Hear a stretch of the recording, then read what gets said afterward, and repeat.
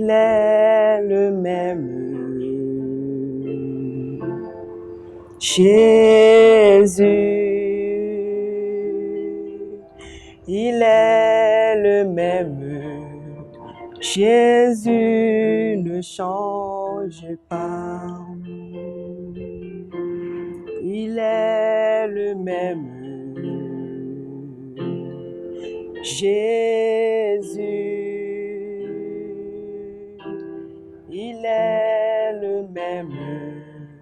Jésus ne change pas. Comme la terre a déclaré, la terre a démontré, le ciel a proclamé, la mer, les étoiles, le vent, la lune, le soleil, ils ont proclamé que Jésus, tu es grand.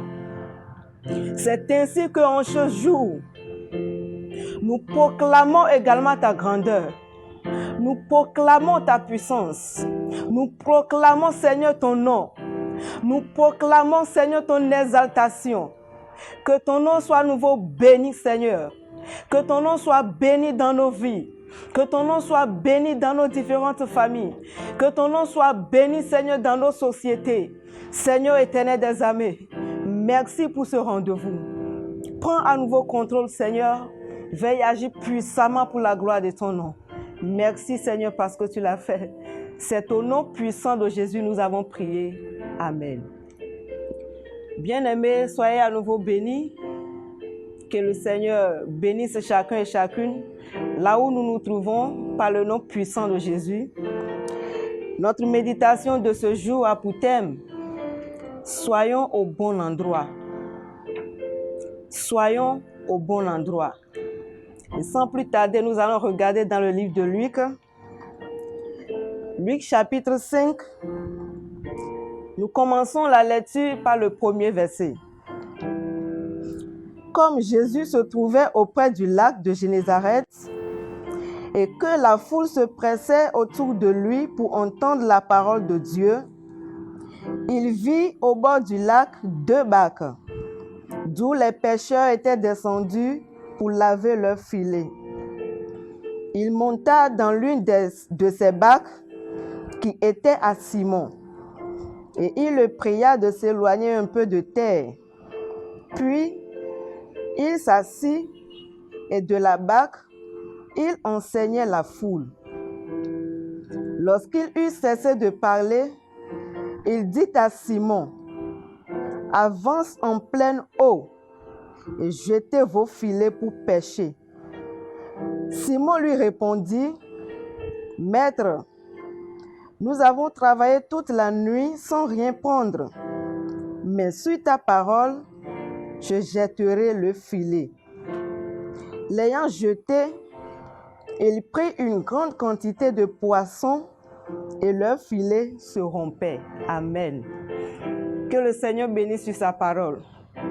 Bien-aimés dans le Seigneur, la parole de Dieu nous déclare que lorsque Jésus se trouvait au bord du lac de Génézareth et que la foule se pressait autour de lui pour entendre la parole qui guérit, la parole qui préserve, la parole qui bénit, la parole qui élève, la parole qui restaure, la parole qui ressuscite, la parole qui crée de chemin où il n'y a pas de chemin, la parole qui met en existence ce qui n'existe pas, la parole qui passe de l'impossible au possible, la parole qui dit oui et personne ne dit non, la parole qui dit non et personne ne dit oui, la parole qui ouvre et personne ne le ferme, la parole qui ferme et personne ne l'ouvre, la parole qui juge les cœurs et les sentiments, la parole qui sépare l'âme et l'esprit.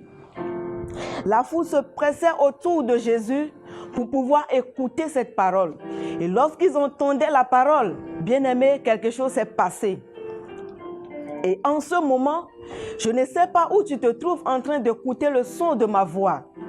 Et laisse-moi te dire que la parole que Dieu a réservée pour toi et pour moi en ce jour, lorsque tu vas écouter cette parole, quelque chose va se passer dans ta vie. Lorsque tu vas écouter cette parole, tu seras établi quelque part. Lorsque tu vas écouter cette parole, tu seras choisi quelque part. Lorsque tu vas écouter cette parole, tu seras positionné quelque part par le nom puissant de Jésus-Christ de Nazareth. Gloire à Dieu.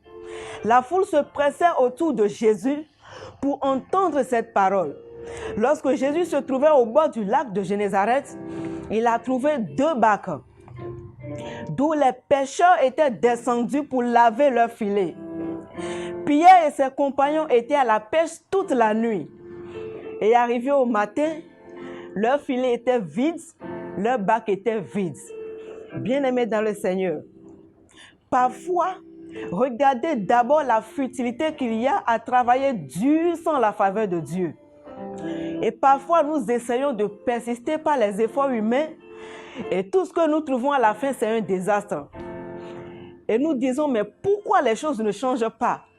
Nous ne savons même pas pourquoi les choses ne changent pas.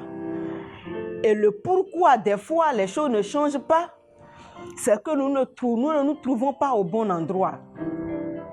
La raison pour laquelle les choses ne changent pas pour nous, c'est que nous ne sommes pas au bon endroit. Nous passons notre temps à être avec des mauvaises personnes.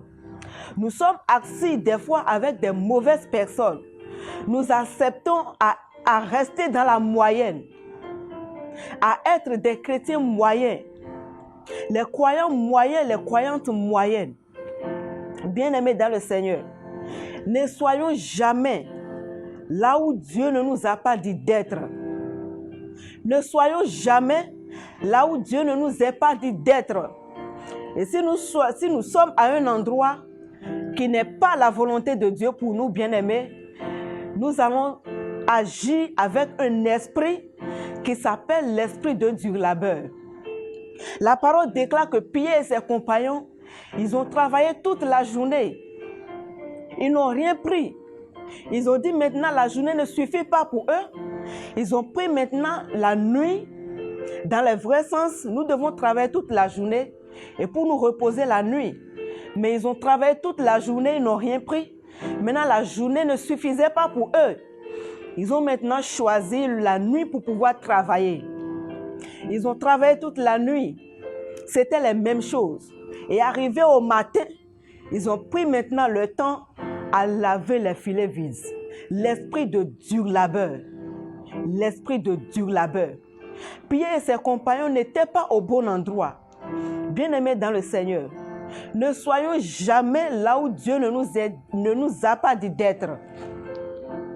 Si nous regardons Abraham, Dieu a dit à Abraham, quitte la maison de ton père, quitte la maison de ta mère, quitte ta patrie, dans le pays où je te montrerai. Car là, je te bénirai. Je rendrai ton nom grand. Je ferai de toi une grande nation. Je ferai de toi une grande personne.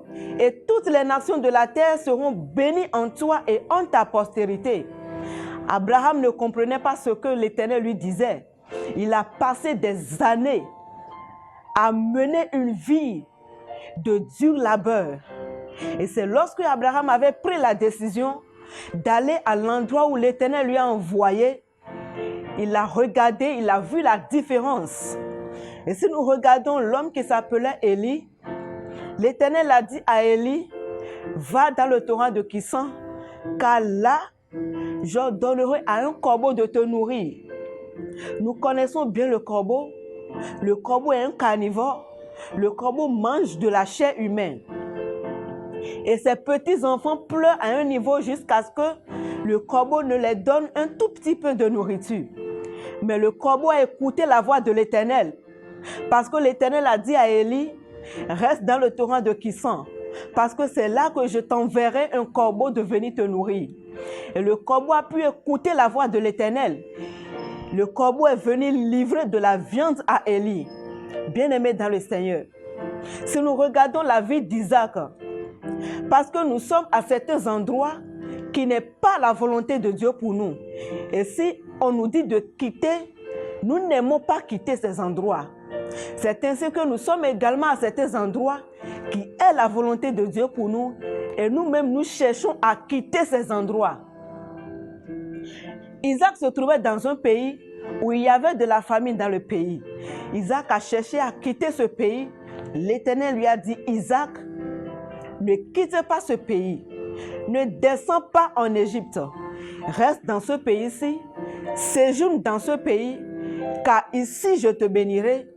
Ici, je multiplierai ta postérité comme les étoiles du ciel, comme la poussière et le sable qui se trouvent au bord de la mer. Isaac a obéi à la voix de l'Éternel. Il a vu les conséquences de l'obéissance à la voix de l'Éternel. C'est pourquoi ne soyons jamais à un endroit qui n'est pas la volonté de Dieu pour nous. Pierre et ses compagnons ont pris la décision de travailler à un endroit qui n'était pas la volonté de Dieu pour eux. Ils ont travaillé avec un esprit de dur labeur. Et maintenant, arrivés au matin, ils ont pris le temps à laver les filets vides. C'est ainsi que nous trouvons certains travaux aujourd'hui. Nous trouvons certains travaux et nous nous disons, c'est bien pour nous de faire ce travail. C'est bien de faire ce travail sans être sans emploi.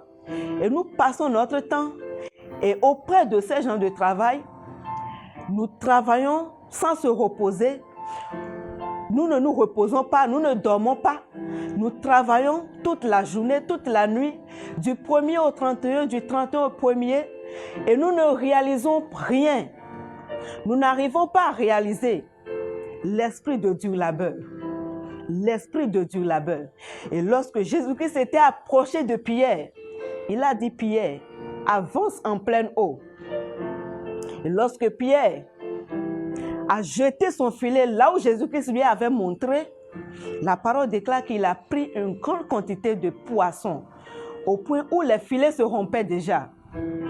L'espace où la gloire de Pierre allait se manifester était devant Pierre. Bien-aimé, beaucoup de personnes d'entre nous portent une grande gloire sur leur vie. Mais l'ennemi, sachant qu'il ne peut pas leur ôter la gloire, les empêche d'atteindre l'espace où cette gloire va se manifester. C'est ainsi que plusieurs d'entre nous vivent à Cotonou, mais leur espace de gloire se trouve en France. Plusieurs souffrent en France, leur espace de gloire se trouve au Canada. Plusieurs souffrent au Canada, leur espace de gloire se trouve en Chine. Plusieurs souffrent en Chine, leur espace de gloire se trouve au Gabon. Plusieurs souffrent au Gabon, mais leur espace de gloire se trouve au Togo.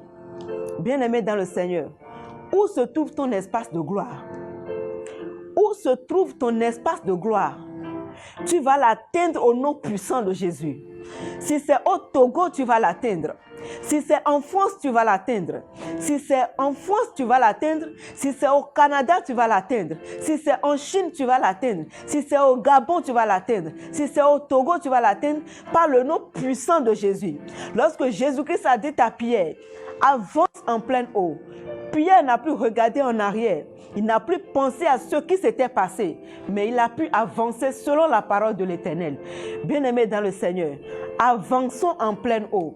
Ne regarde plus ce qui est passé, mais regarde ce qui va se passer. Ne regarde plus derrière toi, mais regarde devant toi. Car le bonheur est devant toi, le succès est devant toi, la réussite est devant toi, l'élévation est devant toi, le voyage est devant toi, la prospérité est devant toi, la bénédiction est devant toi, la joie est devant toi, la gloire est devant toi. Avance en pleine eau et possède-les maintenant, possède-les maintenant, possède-les maintenant, possède-les maintenant, possède-les, possède-les, possède-les, possède-les, possède-les, au nom puissant de Jésus-Christ de Nazareth. Bien-aimés dans le Seigneur, soyez à nouveau bénis, que le Seigneur Dieu bénisse sur sa parole et à la prochaine.